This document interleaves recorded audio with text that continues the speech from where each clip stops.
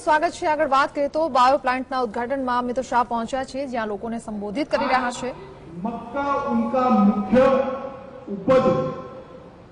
किसान मक्का बोकर अपनी आजीविका का पालन करता है और इसके साथ साथ 10 जिले ऐसे और हैं जहां का भौगोलिक रूप से हम देखें तो मक्का हो सकता है भले इरिगेटेड लैंड। अगर 2.5 लाख मेट्रिक टन मक्का ये संयंत्र अपने आप में खपत करता है तो उससे बहुत बड़ा फायदा, सीधा फायदा गुजरात के किसानों का होने वाला।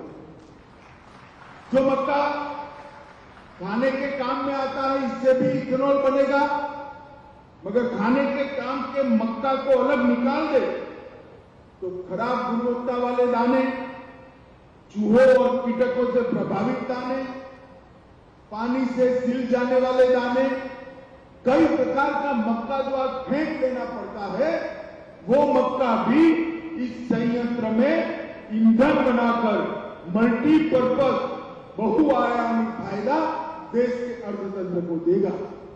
मित्रों, जब मैंने कहा खराब दाने निकलते हैं, पानी से सिकुड़ जाते हैं, चूहों और कीटक उसका नुकसान कर देते हैं तो किसान निराश होगा और ग्रुपको का यह संयंत्र वो निराश किसानों के जीवन में एक नई आशा का संचार करेगा, इसका मुझे विश्वास। इसके साथ साथ जैसे चंद्रपाल जी ने बताया, कपास की ठंडल, मूंगफली के छिलके, अरहर की ठंडल, अरंडी की ठंडल, खोल, इस प्रकार के अनेक जो उत्पाद है जिसका आज कोई उपयोग नहीं हो सकता, जिससे किसान को कोई आर्थिक फायदा नहीं हो सकता, वो सारी चीजें भी यहां से इथेनॉल बनाएगी। ये चीजों से इथेनॉल बनेगा, पेट्रोल और डीजल का विकल्प बनेगा, पर्यावरण को संभालेगा और क्योंकि इतना पेट्रोल आयात कम करना पड़ेगा, हमारे विदेशी मुद्रा भंडार को भी वो सक्षम करेगा। क्रिप्को की इथेनॉल परियोजना ड्राई डिजिटल ग्रेन्स नामक उच्च प्रोटीन युक्त पशु चारा भी उत्पन्न। इथेनॉल बनाने के बाद जो कचरा बचता है उससे पशु चारा के लिए भी रॉ मटेरियल मिलेगा, मुर्गी पालन और मत्स्य पालन का भी रॉ मटेरियल वहीं से मिलेगा। और हम सब जानते हैं पशुपालन के क्षेत्र में अमूल के सहयोग से गुजरात ने देश के सारे रिकॉर्ड तोड़ दिए हैं। 60,000 करोड़ रुपए का दूध का उत्पादन अकेला गुजरात। अगर उसके पशुओं के चारे के लिए उच्च प्रोटीन युक्त ये जो राइट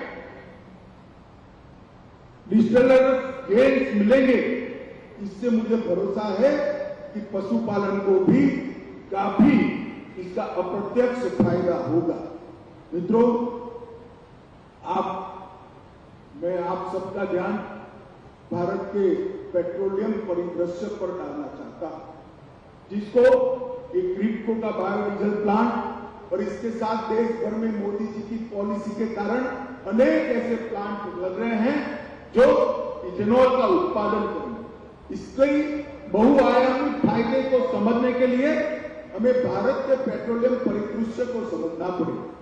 2011-12 में भारत कच्चे तेल का आयात 172 MMT करता था और 2021-22 में एक दशक के बाद 172 से बढ़कर 212 MMT करता है। और कच्चे तेल के आयात पर हमारी निर्भरता 83% से बढ़कर 88%।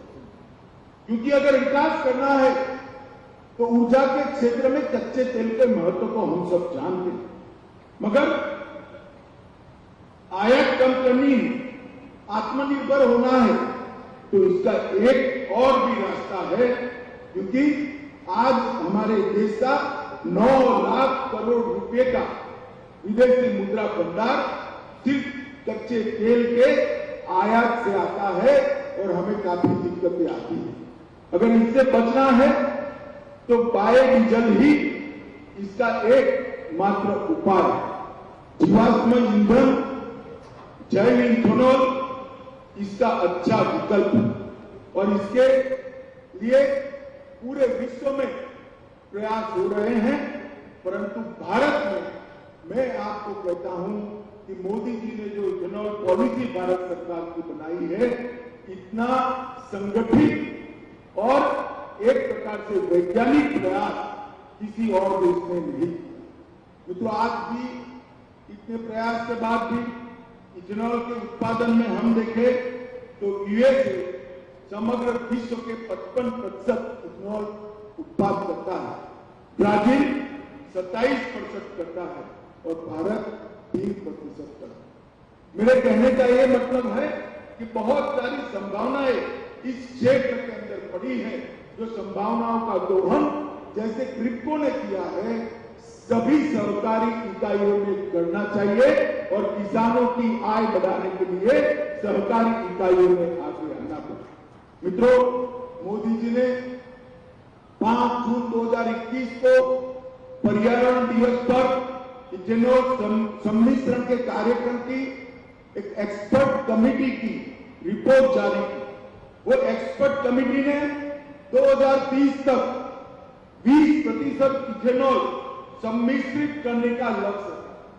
मतलब भारत के पेट्रोल और डीजल की खपत का 20% इथेनॉल बनाकर हम ब्लेंडिंग करें, ये लक्ष्य 2030 का रखा था। इसके अंदर गन्ना, मक्का, भुट्टे चावल और किसी भी खाद्यान्न का बचा हुआ कचरा इसके लिए उत्पादित होता है। मगर मोदी जी ने 20% के साथ साथ 10% का लक्ष्य भी रखा था कि नवंबर 2022 के पहले हम 10% ब्लेंडिंग कर देंगे। मित्रों, आज मैं आपको कहने आया हूं, मैं सितंबर में आया हूं आपके सामने। अभी से 5 माह पहले ही भारत ने 10% इथेनॉल के ब्लेंडिंग के लक्ष्य को सिद्ध कर दिया है। न केवल 10% को सिद्ध किया है, इसके साथ साथ 20% का लक्ष्य 2030 का रखा था, इसको प्रीपोन कर 2025 तक 20% इथेनॉल हम डालेंगे। एक प्रकार से 10% के सम्मिश्रण करने से लगभग 46,000 करोड़ रुपए का इंपोर्ट कम हुआ। मित्रों, अर्थशास्त्री देखते हैं कि 46,000 करोड़ 46,000 करोड़ रुपीस का इंपोर्ट हमें कम किया, तो उनका देखने का नजरिया है, सही भी है। विदेशी मुद्रा भंडार समृद्ध हुआ है। मेरे जैसे कोऑपरेटिव कार्यकर्ता देखते हैं कि 46,000 करोड़ रुपए का इंपोर्ट तो कम हुआ है, परंतु 46,000 करोड़ रुपया देश के किसानों की आय बढ़ी है, क्योंकि इथेनॉल का पैसा किसान के पास ही। मित्रों, जैव इथेनॉल अनाज और मोलासिस से निर्मित होता है, पौधों से प्राप्त होता है और प्रकाश संश्लेषण की प्रक्रिया को जो लोग जानते हैं, तो प्रकाश संश्लेषण करने वक्त कार्बन डाइऑक्साइड नाम की जहरीली गैस जो पौधे सोच लेते हैं वातावरण से, इससे लगभग एक 10% सम्मिश्रण करने से 27 लाख टन कार्बन की उत्सर्जन कम हुआ है और 27 लाख टन कार्बन डाइऑक्साइड का शोषण हुआ है। ये दोनों ओर से हमारा पर्यावरण का शुद्धिकरण हुआ है। मोदी जी जब जिस दिन 20% का सम्मिश्रण का लक्ष्य प्राप्त कर देंगे, इस वक्त ये सारे आंकड़े 2 गुना हो जाएंगे। मित्रों, बहुआयामी, बहुउपयोगी और अनेक विविध तरीके से किसान को फायदा करने वाला प्रोजेक्ट आज क्रिप्को ने शुरू किया है।